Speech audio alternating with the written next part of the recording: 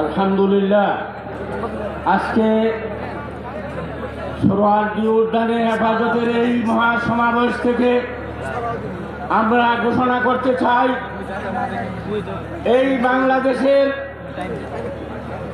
অন্তর্বর্তীকালীন সরকারের নারী বিষয়ক কমিশন যে সমস্ত প্রস্তাব দিয়েছে, এগুলি বাংলাদেশের তৌহিদি জনতার জন্য অত্যন্ত কলঙ্কজনক প্রস্তাব দিয়েছে।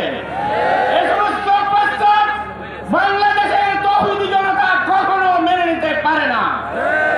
আগামীর জন্য এই তৌহিদি জনতা এই ময়দান থেকে ঘোষণা করতে চায় যে এই বাংলার জমিনে কুরআন সুন্নাহ ইসলাম বিরোধী যদি কোনো আইন, কোন ধরনের কোরআনের সংস্কার করতে চায়, এ সমস্ত নাস্তিক মুরতাদদেরকে বাংলার জমিনে জায়গা দেওয়া হবে না।